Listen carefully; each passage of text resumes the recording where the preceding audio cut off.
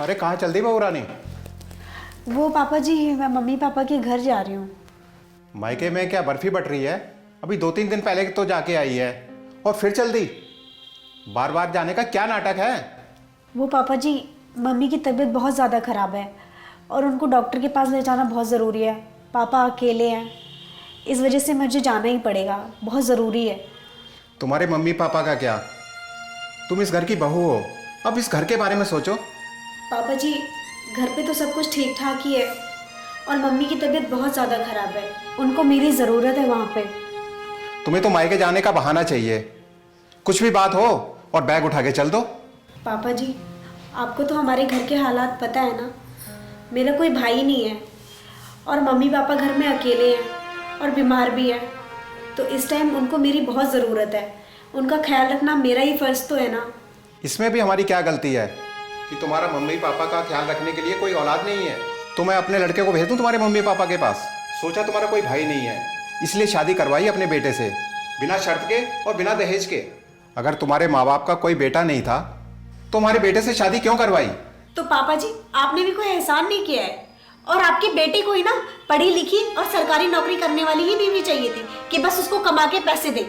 अब तुम नौकरी और पैसों की धौंस दोगी? बेटा अजय, अजय बेटा, ये देख बेटा, तेरी बहू मुझे क्या कुछ नहीं सुना रही है। क्या हुआ पापा?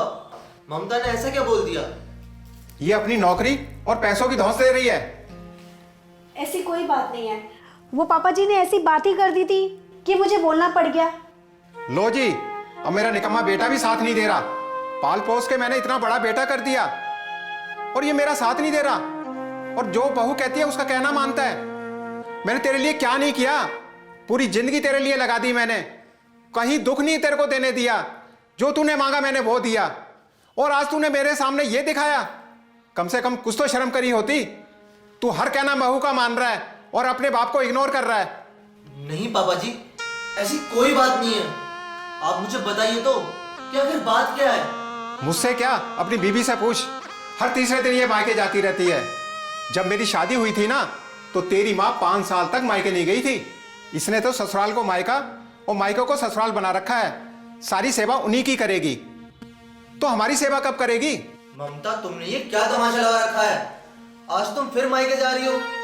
अरे सारी सेवा तुम मायके ही करोगी तो घर पे कब ध्यान दोगी? अजय, घर में सब कुछ ठीक ठाक है और मैंने घर का सारा काम भी कर दिया है, साफ सफाई हो गई है, खाना बना के रख दिया है। आप लोगों को कुछ करने की ज़रूरत भी नहीं है और काम वाली को भी मैंने सब कुछ समझा दिया है।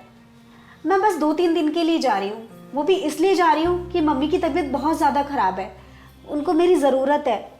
मैं नहीं जाऊँगी तो फिर कौन देखेगा उनको? अरे यही तो कह रहा हूं मैं, अपनी नौकरी और पैसों का घमंड दिखा रही है, तो हमारा क्या होगा? ममता, ये सब क्या ड्रामा लगा रखा है तुमने? तुम पापा से ऐसे बात नहीं कर सकती। तुम जानती भी हो, उन्होंने मुझे बड़े नाजों से पाला है, मेरी हर ख्वाहिश पूरी करी है। अरे उनका फर्ज ना सिर्फ और सिर्फ उनकी सेवा करके ही तुम चुका सकती हो, और मैं भी। और ये तो मेरे लिए भगवान समान है। देखो अजय, हो सकता है मेरे बोलने का तरीका गलत हो, पर मैं गलत नहीं हूँ। अगर तुम्हारे माँ बाप ने तुम्हारे लिए सब कुछ किया ना, तो मेरे माँ बाप ने मेरे लिए भी कुछ किया है। मुझे पढ़ा लिखा कर आज इस काबिल बनाया है।